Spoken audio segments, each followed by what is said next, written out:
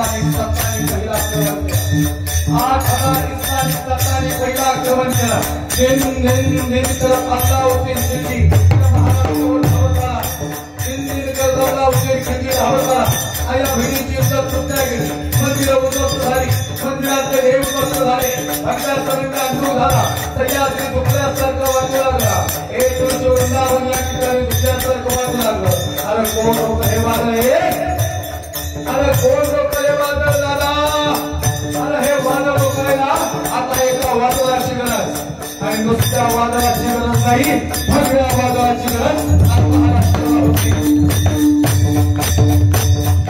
288 वर्ष महाराष्ट्रात चिंतन असावा आणि 288 वर्षाचा प्रतिनिधित्व महाराष्ट्राला जाग येणार होती 288 वर्ष महाराष्ट्र बोलत होता चिंतन होता मंदिर उद्ध्वस्त होत होती तुळशी वृंदावन झालं भगव्या झाला आणि पैठणचे सुप्रसिद्ध साधू शांतिधर्म एकनाथ महाराजांचा शांतिधर्म एकनाथ महाराजांनी आवाज केला हे कोल्हापूरची महालक्ष्मी हे तुळजापूरची आई तुळजाभवानी हे वैष्णी सप्तशृंगी हे बाहुंची रेणुका वरचा दारू धावला आता जर दार नाही उघडलं ना पाहिजे आणि कोणी दारू बैलाचा दारू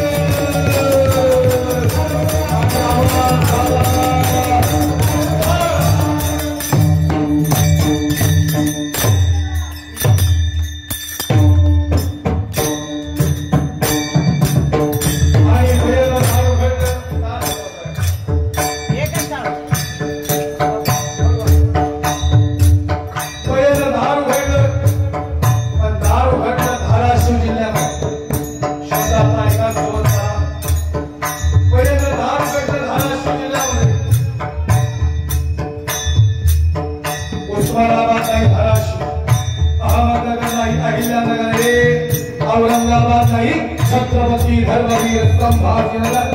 ए भाई भारत में रहना पड़ेगा तो भारत माता की जय बोलना पड़ेगा। तिरंग्याला सॅल्यूट करावं लागेल, भगव्याला नमन करावं लागेल आणि शिवबाबांसमोर झुकावं लागेल तो महाराष्ट्रात राहावं लागेल। पहिला दारू खंड धाराशिव भूमपरांठामध्ये आई साहेब जिजाऊला दिवस गेले। शहाजी राजे सांगतात महाराणी साहेब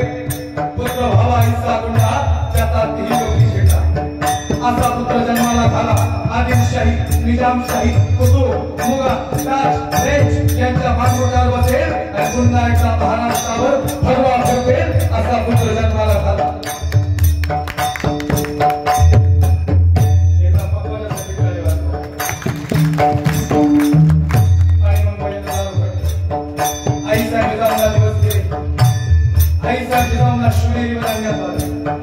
शिवनेरी म्हणजे या ठिकाणी फार सुंदर सुरक्षेच्या बाबतीत सुंदर शिवनेरी फार अप्रतिम. आपला गडकरी आणि गडकऱ्याची बायको लक्ष्मी शिवनेरी आई साहेबांची सेवा करण्यासाठी आई साहेब जेव्हा म्हणतात लक्ष्मी आया बहिणींचा किंचाळण्याचा आवाज येतोय. ए लक्ष्मी काय प्रश्न पडला तुला?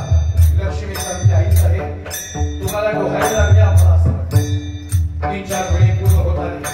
पोटात होते छत्रपती शिवाजीला काय तुला ठाऊक काय प्राण याची आपुलता होता महाराष्ट्राला.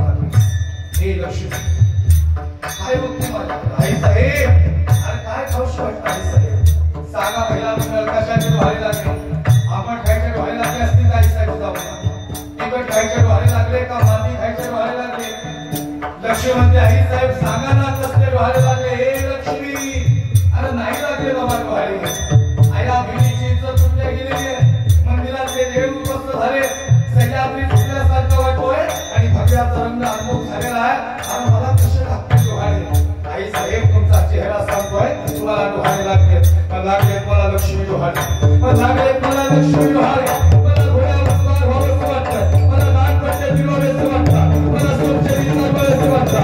मला सोपशेरी चालवा पुष्पराच्या गडगडीवर पुन्हा एकदा हे स्वराज्य निर्माण करावंसं वाटतं.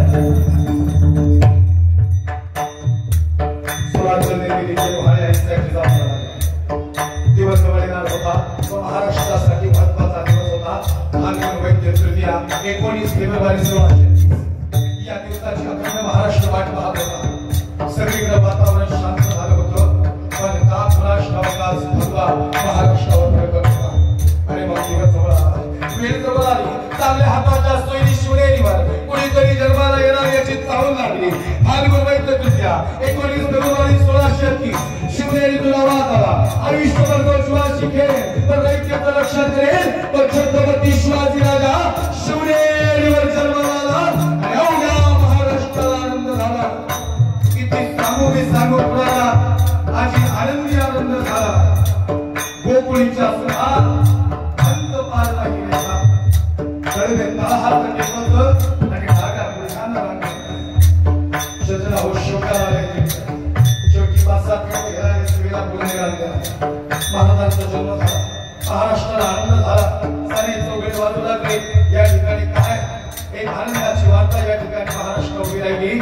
आणि पाहता छत्रपती शिवाजी राजांचं वय वर्ष झालं 10 वर्ष.